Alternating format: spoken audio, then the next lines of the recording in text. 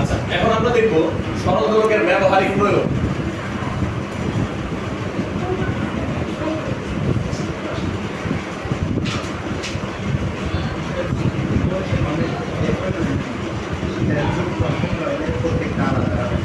সরল দোলকের ব্যবহারিক প্রয়োগ। ঠিক আছে, সরল দোলক কি কাজে ব্যবহার করা হয়? সরল দোলকের একটা কাজ হচ্ছে হলো তোমার জি এর মান নির্ণয়। জি এর মান নির্ণয়, ঠিক আছে? জি এর মান বের করার জন্য সরল দোলক ব্যবহার করা হয়। দুই হচ্ছে হলো পাহাড়ের উচ্চতা নির্ণয়।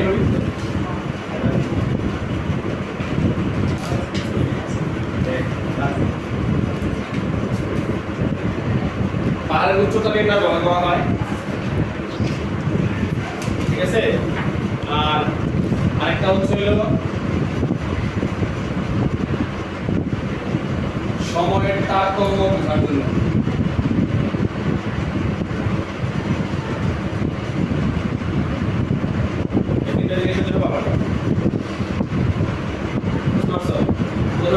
জি এর মান নির্ণয় করার জন্য এক নাম্বার সরল দোলকের সমীকরণ কি?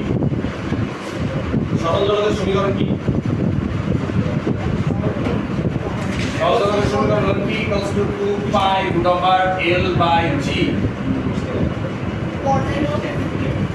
সরল দোলকের তো পর্যায়, এটাকে সরল দোলকের সমীকরণই বলে।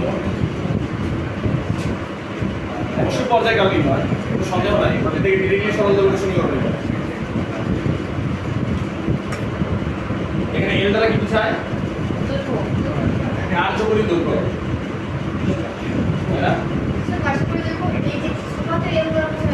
না, দৈর্ঘ্যটা তো বুঝাইছে, কিন্তু এমনি নরমালি কার্যকরী দৈর্ঘ্য বলার জন্য প্রশ্ন হয়। এটা হলো কি সুতার দৈর্ঘ্য প্লাস ববের ব্যাসার্ধ। আগে একবার দেখাইছিলাম এল প্লাস আর। এখানে যেটা করা হয় সেটা হচ্ছে হলো এখানে কয়েকটা সরল দোলক ব্যবহার করা হয়, বুঝছো? বিভিন্ন দৈর্ঘ্যের কয়েকটা সরল দোলক ব্যবহার করা হয়।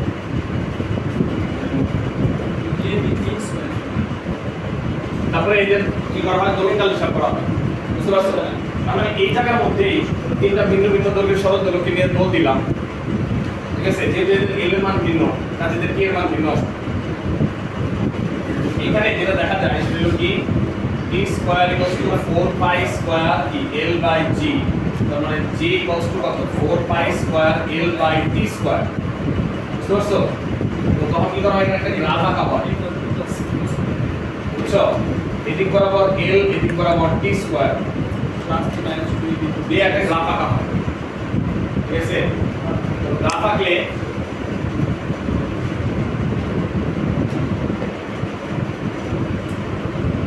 এই গ্রাফটা নরমালি এরকম একটা সরলরেখা পাও, ঠিক আছে? এই সরলরেখার যে কোনো দুইটা বিন্দুতে মধ্যকার যদি আমরা কি করি, এই এল আর টি এর পার্থক্য নিয়ে অনুপাত নিয়ে এখানে বসাই দিই, তবে এখান থেকে আমরা কি পাই? জি এর মানটা পাই, ঠিক আছে? মানে এখান থেকে আমরা l/t স্কয়ার না, যে কোনো একটা l/t এর মান নিলাম, এখানে আমরা যে কোনো একটা মান নিলাম, এটা হলো l এর ভ্যালু, এটা হলো t স্কয়ার ভ্যালু, তাই না? এটা হচ্ছে l এর ভ্যালু, এটা হচ্ছে t স্কয়ার ভ্যালু। ধরো বাটা এখানে বসাই দাও, বসাই দিলে নিচের মান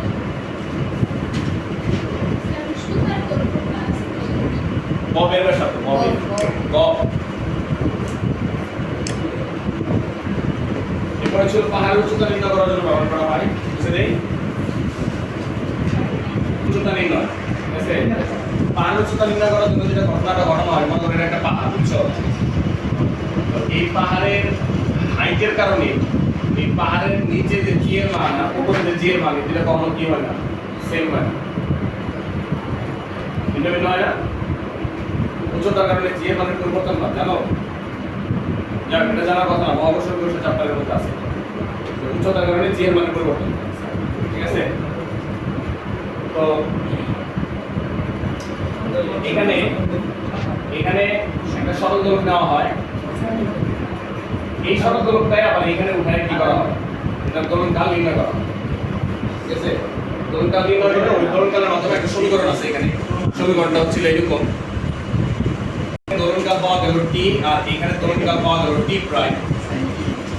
তাহলে তোমার সূত্রটা হচ্ছিল এটা হাইট যদি h হয়, h equals to t prime by t minus 1 into r। r হচ্ছে পৃথিবীর ব্যাসার্ধ।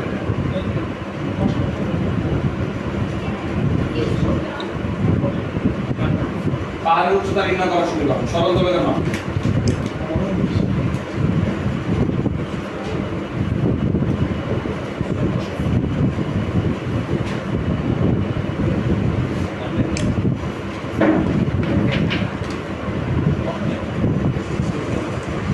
সাহায্যে সময় নির্ণয় করা যায় কিভাবে? এক ধরনের সরল দোলক আছে যেগুলোকে আমরা বলি সেকেন্ড দোলক। সেকেন্ড দোলক, সেকেন্ড দোলক মানে হচ্ছিল যে দোলকের দোলনকাল 2 সেকেন্ড, যে দোলকের দোলনকাল 2 সেকেন্ড। দোলনকাল কিভাবে হয়? একটা সরল দোলককে আমি কি করলাম, এখান থেকে ছেড়ে দিলাম, এটা এখানে যায় আর এখানে ফেরত আসছে, একটা দোলন না? এখানে ছেড়ে দিলাম, এটা এখানে যায় এখানে ফেরত আসছে, একটা দোলন। তাহলে একটা দোলন দিতে যদি 2 সেকেন্ড লাগে, তার মানে কি এখান থেকে এই পাশে যেতে 1 সেকেন্ড, এখান থেকে এই পাশে যেতে 1 সেকেন্ড। ঠিক আছে?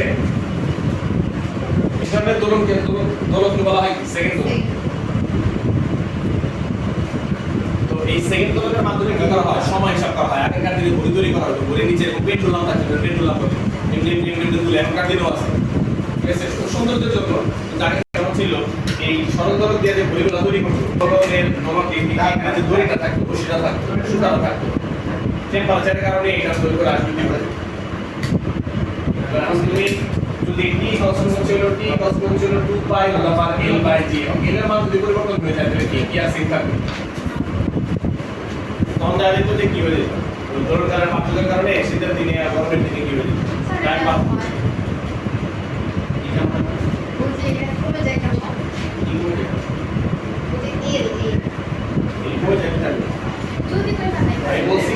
শীতের দিন আর গরমের দিনে তাপমাত্রা চেঞ্জ হলে এই সুতার দৈর্ঘ্যের বৃদ্ধি হ্রাস হবে না, হ্রাস বৃদ্ধি হবে না। শীতের দিনে আমি যে শরীরটা ঠিক করে রাখছি, গরমের দিনে যাই নষ্ট হয়ে যাবে, গরমের দিনে গড়ি ঠিক করো, আবার শীতের দিনে নষ্ট হবে। এই প্রবলেম আগেকার দিনে। ঠিক আছে? যাই হোক, এখন 24 ঘন্টায় একদিন হলো 24 ঘন্টা, তাই না? একদিন হচ্ছিল 24 ঘন্টা, তার মানে হচ্ছিল 86,400 সেকেন্ড। ঠিক আছে? এখন আমরা যদি দেখি যে কোনো একটা ঘড়ি, তার মানে কি? তার মানে হচ্ছিল এই পেন্ডুলামটাকে যদি আমরা ছেড়ে দিই তাহলে এটা 86,400 বার অর্ধ দোলন দিবে। অর্ধ দোলন প্রতি সেকেন্ডে একটা অর্ধ দোলন দেয়। ঠিক আছে?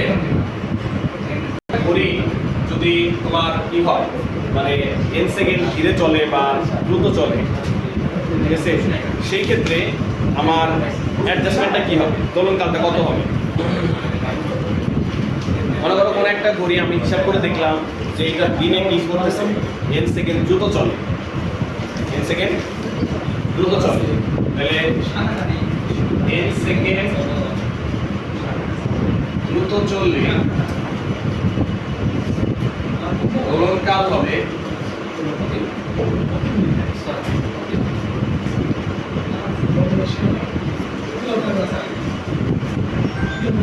2 into 86,400 divided by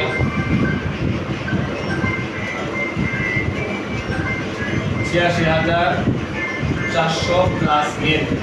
যদি n সেকেন্ড ধীরে চলে তাহলে দোলনকাল হবে 2 into 86,400, 86,400 minus